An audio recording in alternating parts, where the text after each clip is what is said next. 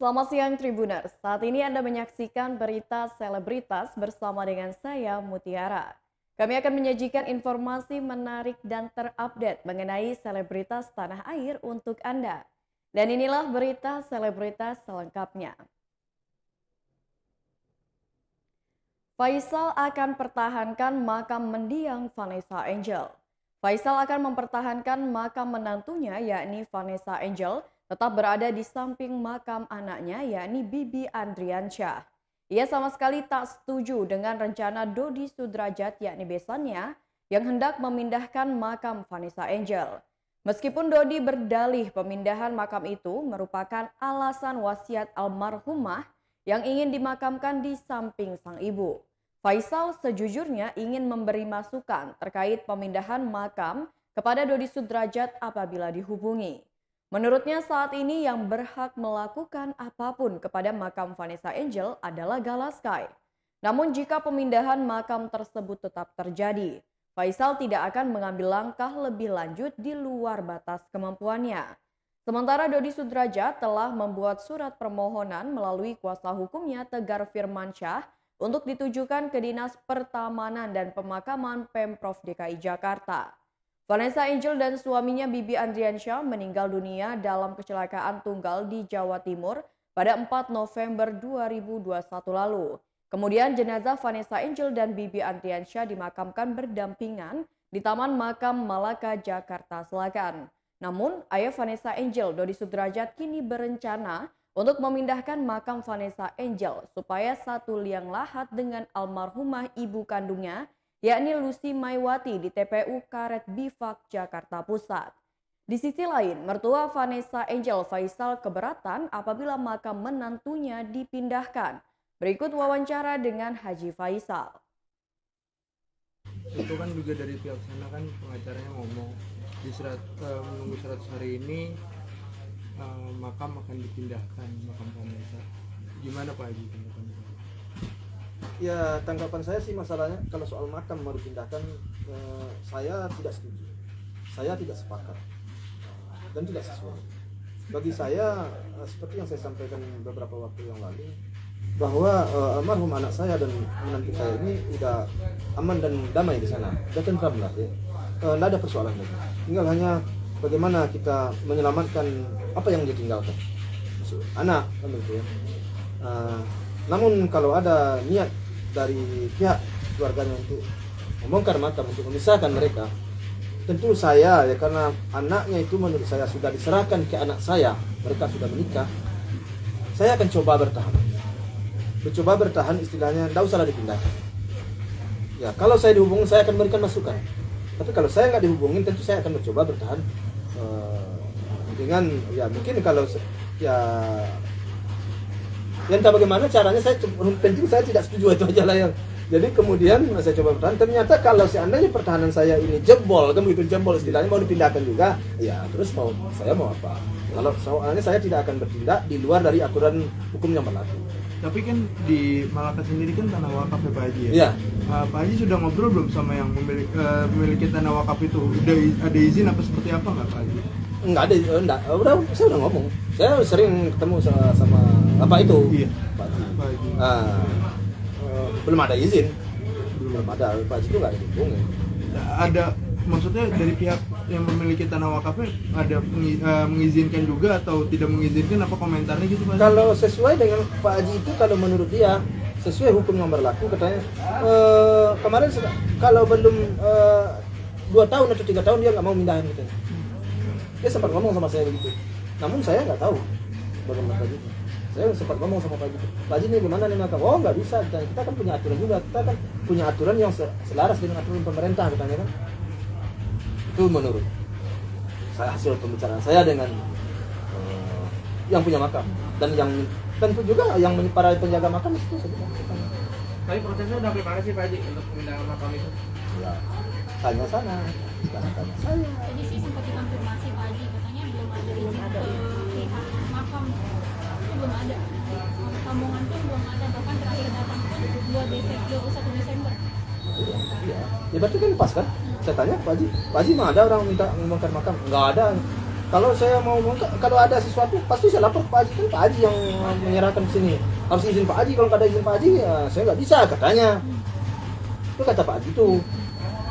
Pak Haji nggak apa, dan juga menurut sesuai dengan aturan pemerintah nggak boleh dalam jangka sekian nggak boleh dipindah-pindah Pak Haji.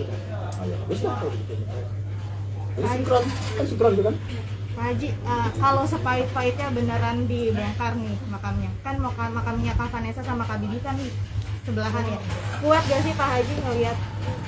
Apa-apa, ya kuat-kuat aja sih. Ya terus gimana lagi? Ya orang kalau kasar kali orang hidup aja bercerai ada, ya terus saya nggak panjang-panjang malah sekarang. Salah, udah selesai hidup saya. Kenapa? Orang hidup aja bercerai. Girang. Ya saya udah bercerai. Berita selanjutnya datang dari Atta Halilintar yang jadi sutradara dalam film A Siap Man. Atta Halilintar menjadi sutradara untuk pertama kalinya dalam produksi film A Siap Man. Suami dari Aurel Hermansyah tersebut mengatakan film ini memiliki sejarah tersendiri di hidupnya. Produksi film yang dilakukan dimulai saat dirinya masih melakukan pendekatan dengan Aurel hingga sang istri akan melahirkan. Lebih lanjut, keadaan pandemi membuat produksi film A Siap Man terasa sulit karena melibatkan banyak orang hingga waktu tayangnya terpaksa mundur hingga 2 tahun. Menjadi sutradara untuk pertama kalinya, kesulitan saat produksi tidak pernah terbayangkan oleh Atta sebelumnya. Hal ini terasa sangat berbeda saat dibandingkan dengan produksi konten YouTube yang biasa ia lakukan. Produksi film membutuhkan lebih banyak persiapan, bahkan perjuangan yang tidak mudah dengan jam tidur dan produksi yang tidak menentu membuat Atta sangat puas melihat hasil filmnya.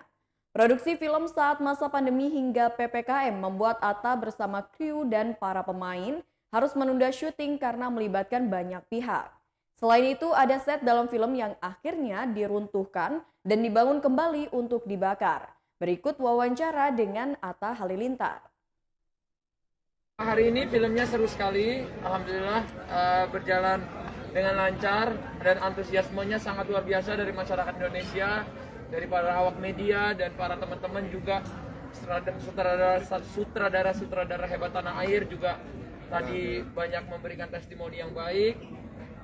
Di sini saya pribadi bahagia banget, apalagi bisa bekerja sama dengan Pak Parwes dari Star Vision, dan ini menurut saya salah satu karya yang memuaskan hati saya juga gitu. Terima kasih. Bang Atta, ini kan karya film pertama ya? Iya. Ya mungkin seperti apa sih? Mungkin kan kemarin juga ada proyek sama Mimi juga lagu gitu ya, sekarang film gitu.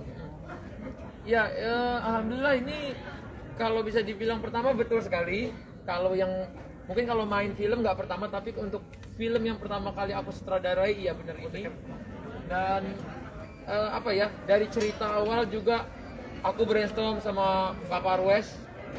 Senang sekali ya, beliau orangnya terbuka, dan apalagi saya ini kan istilahnya baru ya di film, tapi walaupun saya mintanya begini sampai ada perubahan cerita luar biasa juga waktu itu, tapi Pak Parwes sangat terbuka dan memberikan jalan untuk kreator-kreator muda atau anak-anak kreatif yang masih muda untuk bisa berkarya di bidang film. Ini beban juga sebenarnya buat saya sebagai, apalagi ini sutradara. Saya sih masih ini banget ya, masih nggak nyangka sampai sekarang saya mau bikin film sendiri gitu. Tapi waktu itu memang gerakan hati, dan film ini memang karena saya suka banget dengan superhero, dan film ini sangat Indonesia banget dan sangat kalau bisa dibilang sangat zaman now banget.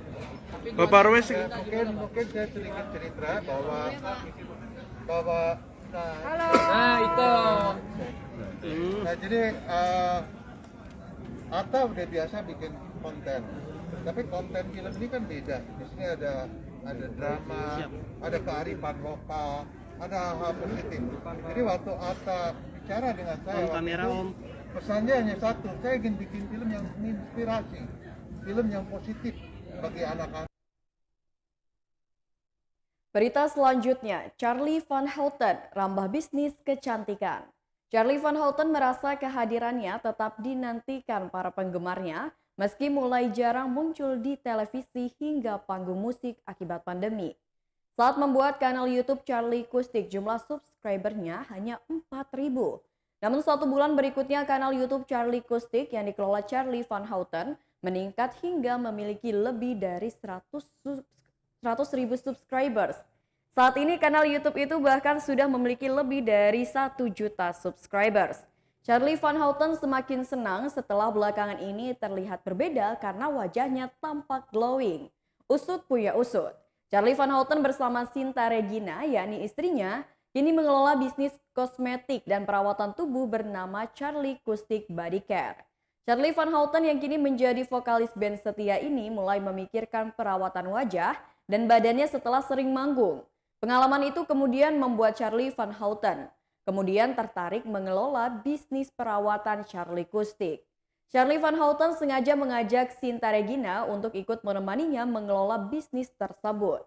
Sinta Regina justru kaget saat Charlie Van Houten memutuskan berbisnis skincare. Meski begitu, Sinta Regina memberikan dukungan untuk bisnis yang kini dijalankan Charlie Van Houten itu. Berikut wawancara dengan Charlie dan istri. Aku kan pengen lembab, tapi gimana caranya tidak lengket gitu. Jadi tetap kayak kering, tapi gimana ya lembab. Dan Charlie Body Lotion ini bahannya memang seperti itu. Makanya dicoba sama istri juga. Kualitasnya bagus. Dia kan susah tuh ngomong bagus. Orang dia pakai produk-produk juga yang lain kan. Maksudnya yang sudah punya kecocokan tersendiri. Terus aku pas datang, pas dalam sampel sudah jadi dari Jakarta, wah dipakai. Perubahan sekarang kelihatan lebih fresh, lebih putih nggak sih dari mungkin Sebelumnya gitu. lebih terawat aja sih. Kalau aku lebih ya itu lebih terawat. Yang penting lebih terawat aja gitu. Jangan Ya bersih lah. Iya gitu, nggak mau. Untungnya bahasanya kumel and the kucel gitu kan, kita kan nggak suka ya ngelihatnya, atau orang lain, istri ya, kalau istri udah pasti ya, apalagi kan orang lain maksudnya, ih Charlie kok gitu sih gitu, ih Charlie kok gitu sih gitu.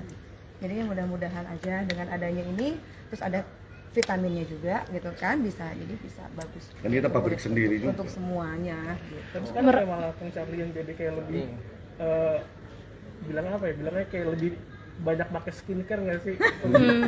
Enggak lah, nggak kebanyakan juga. Aku sih orangnya secukupnya aja. Iya. Gitu, secukupnya. Masih malas juga sih sebenarnya ya, masih dalam tahap di genjot terus gitu. Iya, karena memang kalau di studio atau misalnya dia tuh udah benar-benar fokus, nggak di mana kerja. Nyampe hotel, ini bisa keluar kota, nyampe hotel langsung pasang itu alat recording, langsung gini. Itu nggak bergerak sama sekali gitu. Jadi ya udah, aku tuh mikir apa ya yang kira-kiranya simple atau apa untuk dia gitu kan. Oh ya udah, kita body lotionnya dikasih vitamin apanya gitu. Terus misalnya body washnya kita kasih vitaminnya juga gitu. Jadi memang sesimpel itu. Tapi anak-anak lihat ada perubahan dari bapak. Berita selanjutnya datang dari Prilly Latukonsina yang akuisisi Persikota atas kemauannya sendiri. Artis Prilly Latukonsina mengumumkan diri sebagai pemilik klub sepak bola Persikota Tangerang yang tengah berjuang di Liga 3. Saat ditemui oleh awak media, Prilly tak menampik banyak komentar miring yang berhembus seputar keputusannya untuk terjun ke dunia sepak bola. Banyak juga yang menuding jika Prilly Latukonsina hanya dijadikan boneka dalam akuisisi klub sepak bola tersebut.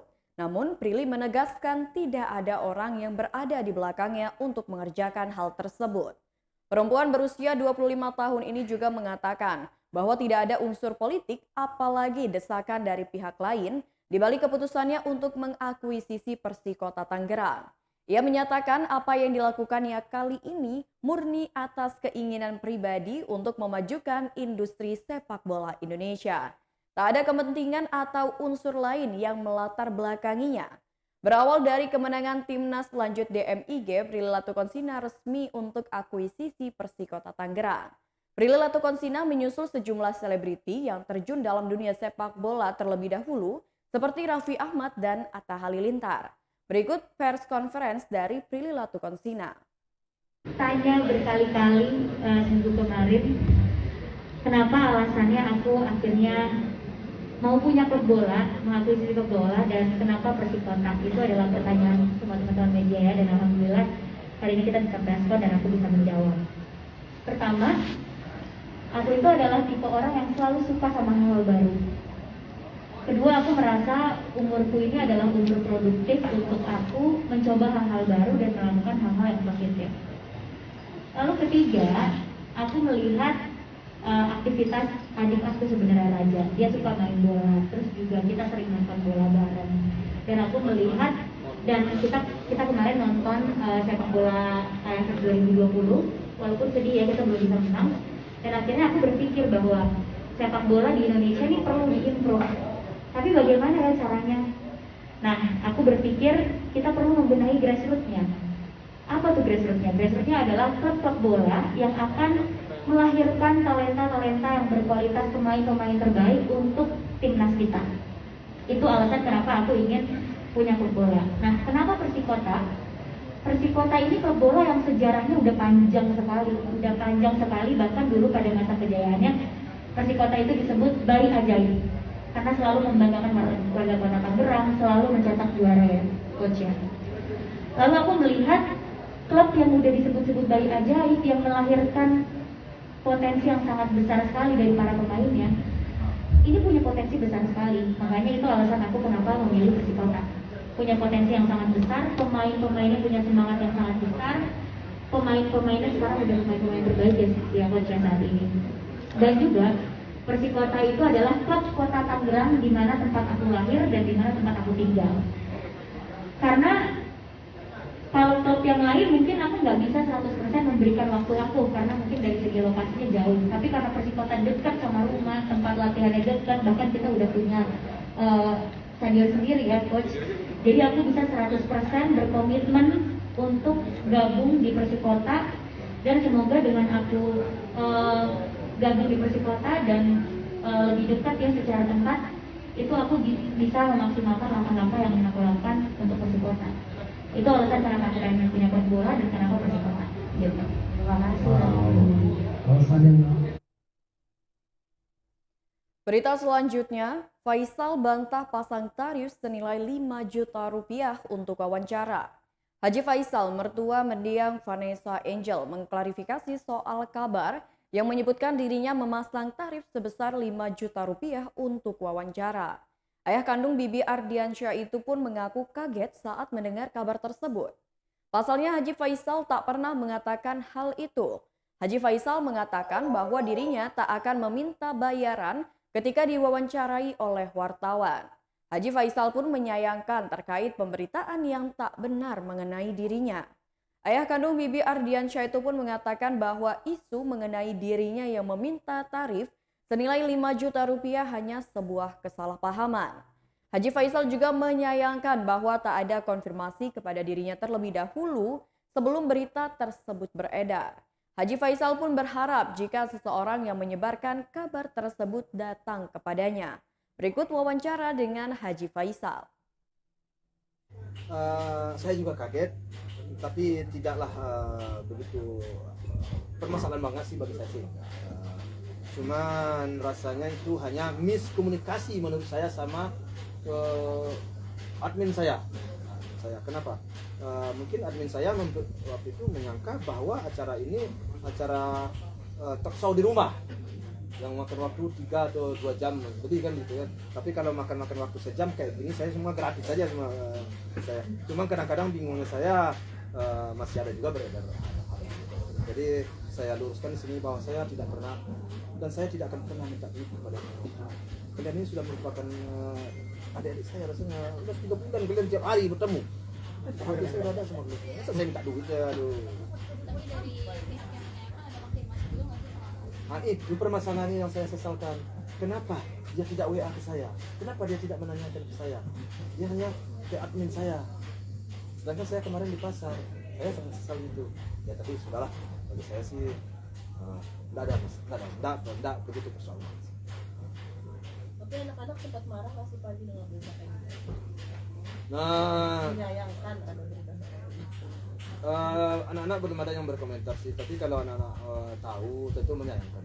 Soalnya dia tahu papanya nggak seperti Kenapa sih Pak wartawan gitu? Pasti dia kesal, pasti dia marah.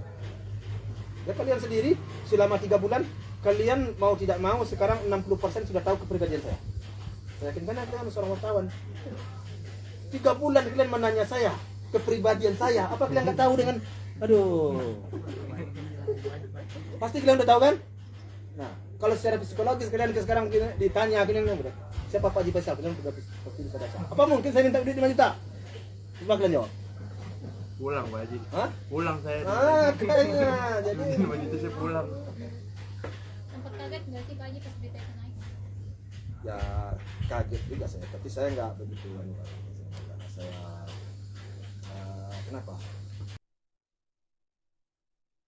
Baiklah Tribuners, itulah berita selebritas bersama dengan saya Mutiara. Selamat siang dan sampai jumpa.